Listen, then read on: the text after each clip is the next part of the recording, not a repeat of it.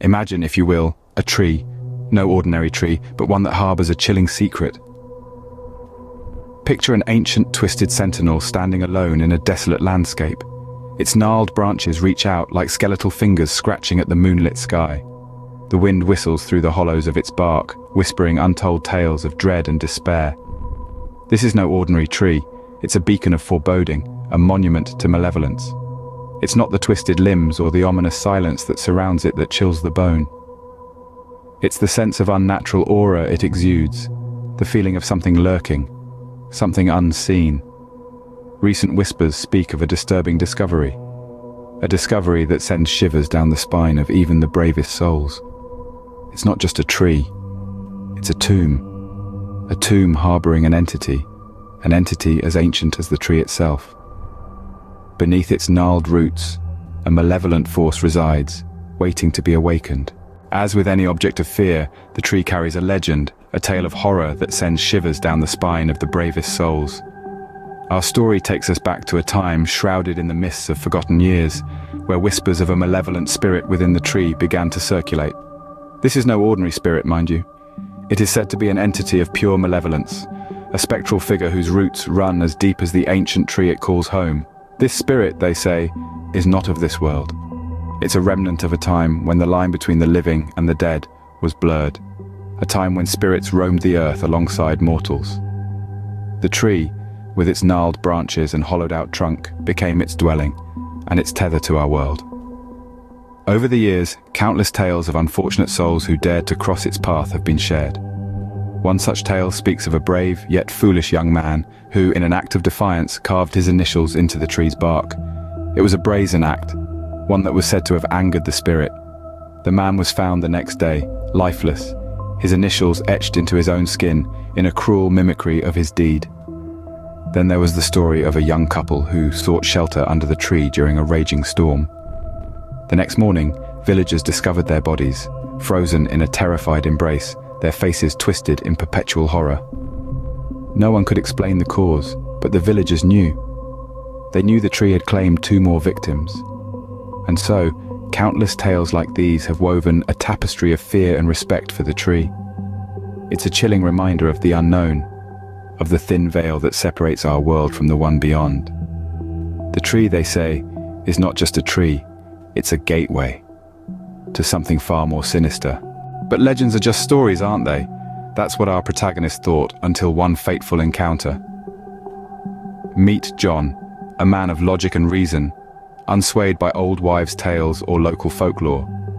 Yet, something about the legend of the tree sparked a glimmer of curiosity within him. A spark that was just enough to draw him towards the gnarled, ancient tree. It was an ordinary day when John decided to investigate. Armed with nothing but his skepticism, he made his way towards the tree that was the talk of the town. The tree stood there, silent and foreboding, its vast branches casting an eerie shadow. But John wasn't fazed, for he believed he was stepping into a world of fiction, a world that held no real danger. As he ventured closer, the air around him turned heavy, the chirping birds fell silent, and the wind seemed to carry an ominous hum. The leaves rustled, whispering secrets of the past, secrets that were meant to be left untouched. But John pressed on, his curiosity piquing with every step he took. He felt a cold chill snaking up his spine as he stood under the massive branches. The tree, now looming over him, seemed to pulsate with a life of its own.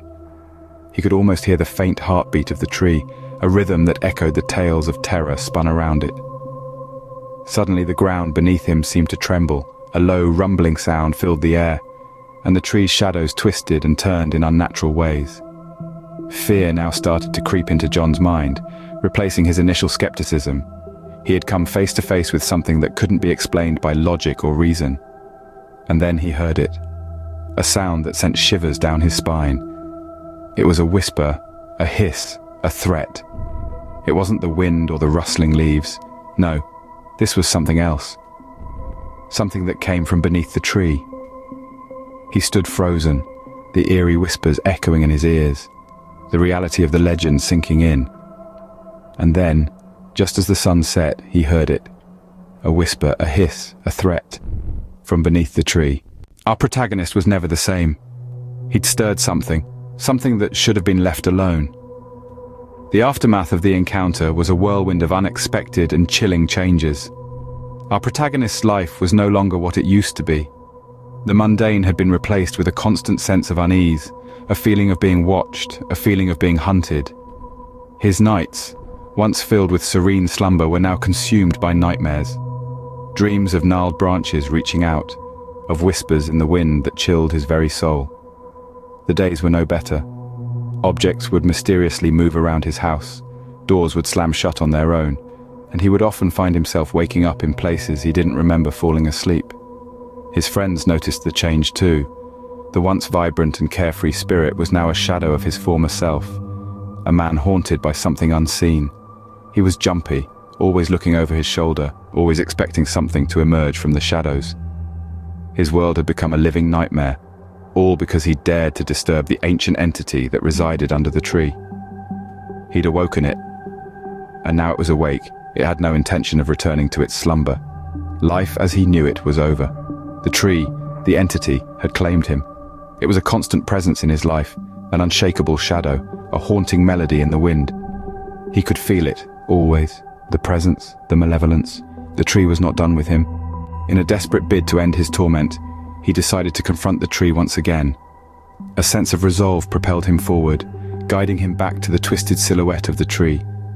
As he trudged on, the air around him seemed to thicken, the world holding its breath in anticipation. The eerie silence was punctuated by his own heartbeats, echoing loudly in his ears. He stood before the tree, his hand trembling as he reached out.